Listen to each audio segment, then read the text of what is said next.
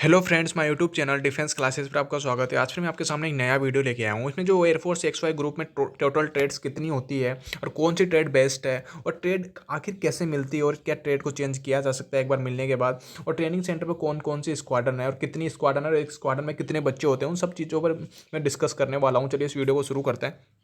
तो इस वीडियो में आपको बताऊंगा कि XY ग्रुप में कितनी ट्रेड्स होती है, कौन कौन सी ट्रेड्स होती है और इन ट्रेड्स का क्या क्या काम होता है। अगर ये आपको ये जानना है तो मेरे को कमेंट बॉक्स में बता देना। मैं आपको बिल्कुल डाटा कलेक्ट करके एक नेक्स्ट वीडियो में बता दूंगा कि इनका कौन सा काम होता है, कौन सी ट्रेड का कौन सा काम होता है। तो चलिए इस वीडियो में शुरू करता हूँ कि कौन कौन सी ट्रेड होती है एक्स ग्रुप में। तो सबसे पहली ट्रेड की बात करूँ तो मैं प्रोपल्सन फीटर होती है जो एक्स ग्रुप की ट्रेड है। दूसरी ट्रेड की बात करूँ तो मैं इलेक्ट्रिकल फीटर होती है जिसमें जो पावर सप्लाई वाला काम होता है। इसमें पावर सप्लाई टेक्निकल काम होते हैं। आपको पता है एक्स ग्रुप टेक्निकल है तो टेक्निकल वाले काम होते हैं। और चौथी, अगर तीसरी ट्रेड की बात करूँ मैं तो वो होती है इलेक्ट्रॉनिक फीटर।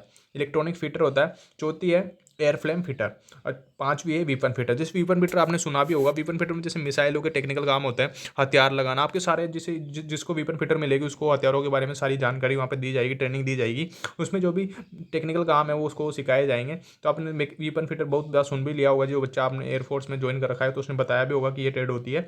और एक होती है मैकेनिकल फीटर, एक होती है ऑटोमोबाइल फीटर। तो ऑटोमोबाइल फीटर उसका क्या क्या काम होता है, तो जैसे repair and care heavy vehicles, जो भारी वाहन होते हैं उनका रिपेयर और केयर करना, उनकी देखभाल करना और उसको रिपेयर करना। तो ये टेक्निकल काम है, तो ये ऑटोमोबाइल फिटर वालों का काम होता है। नेक्स्ट ट्रेड है जो वो है वर्कशॉप फिटर। वर्कशॉप फिटर ये भी एक्स ग्रुप की ट्रेड है। और नेक्स्ट ट्रेड है स्ट्रक्चर फिटर।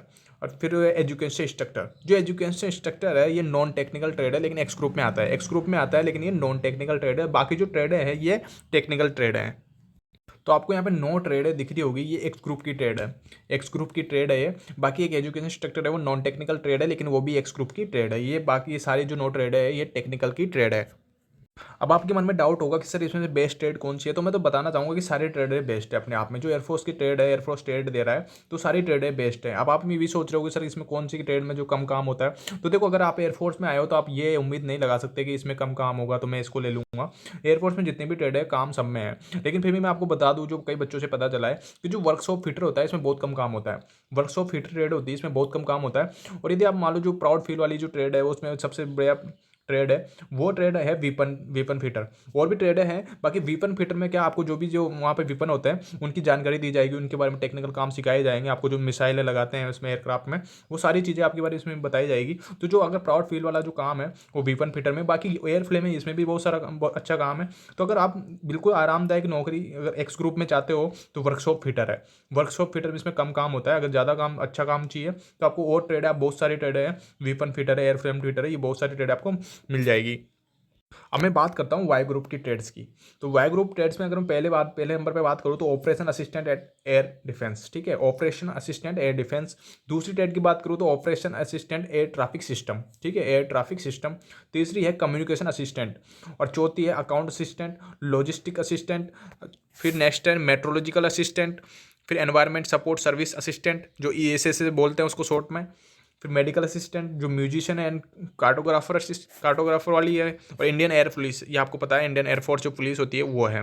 अब इसमें कई सारी चीज़, अब इसमें आपने देख भी लिया होगा जैसे एक अकाउंटेंट वाला है। तो इसमें क्या है, जो वाई ग्रुप होती है ना उसमें क्या मतलब आर्ट्स वाले बंदे भी जा सकते हैं, कॉमर्स वाले बंदे भी जा सकते हैं। जैसे कॉमर्स वाला बंदा जाएगा तो उसको अकाउंटेंट असिस्टेंट का काम दिया जाएगा, बिल्कुल स्वाभाविक सी बात है, क्योंकि अकाउंटेंट उनके सब्जेक्ट होता है तो उनको ये दिया जाएगा। अब बहुत सारे आर्ट्स वाले भी होते हैं तो उनको आर्ट्स वाले सब्जेक्ट के हिसाब से उनको टेक्निकल जो ट्रेड है वो दी जाएगी। जैसे वाई ग्रुप है ना नॉन टेक्निकल ट्रेड है, ठीक है, नॉन टेक्निकल है। तो नॉन टेक्निकल में जो भी है ना उनको वो दे दिया जाएगा। अब इसमें ऐसी ट्रेडें शामिल है जो मैथ्स वाला बंदा भी ले सकता है, साइंस मैथ्स वाला बंदा भी ले सकता है, और जो आर्ट्स वाला कॉमर्स वाला उन सब बंदों को वाई ग्रुप में जा सकते हैं। तो उन सबके लिए अलग अलग ट्रेड इसमें है।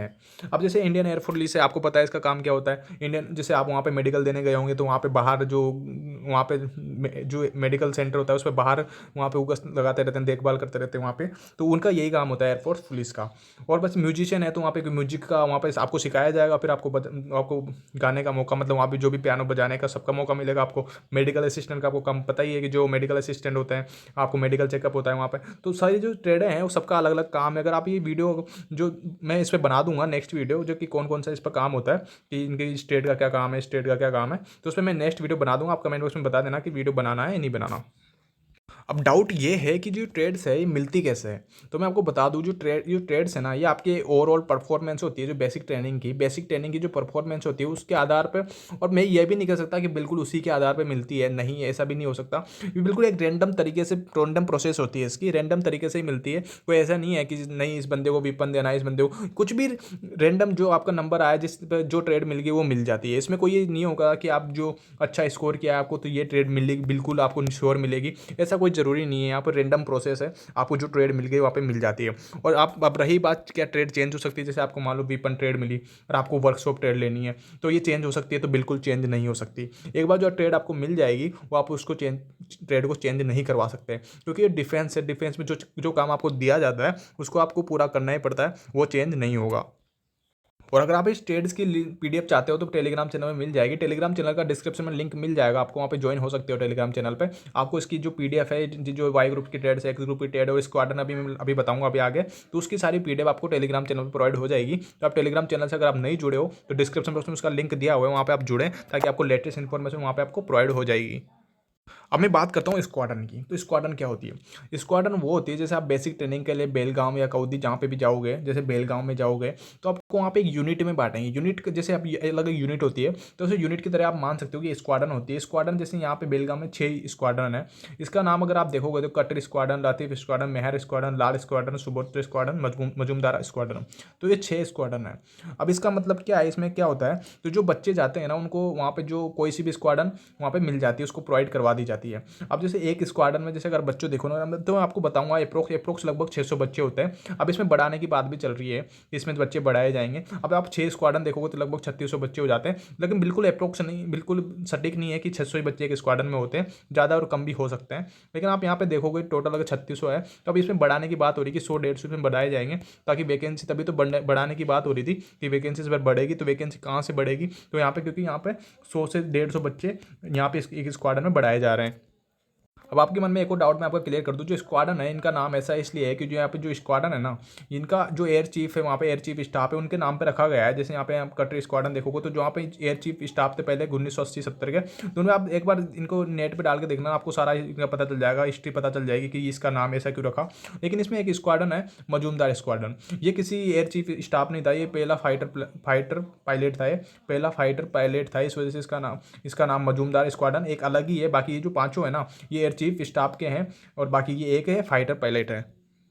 तो अब आपका डाउट क्लियर हो गया होगा कि जो 6 स्क्वाड्रन होती है, आपको वहाँ पे जब बेसिक ट्रेनिंग में जाओगे तो आपको 6 स्क्वाड्रन में किसी एक स्क्वाड्रन आपको मिल जाएगी, और इन स्क्वाड्रनों का नाम किसी जो फाइटर पायलट है, जैसे मजूमदार है, फाइटर पायलट के नाम पर रखा गया है। बाकी जो 5 है वो एयर चीफ स्टाफ के नाम पर रखे गए हैं। तो आपको ये डाउट क्लियर हो गया होगा।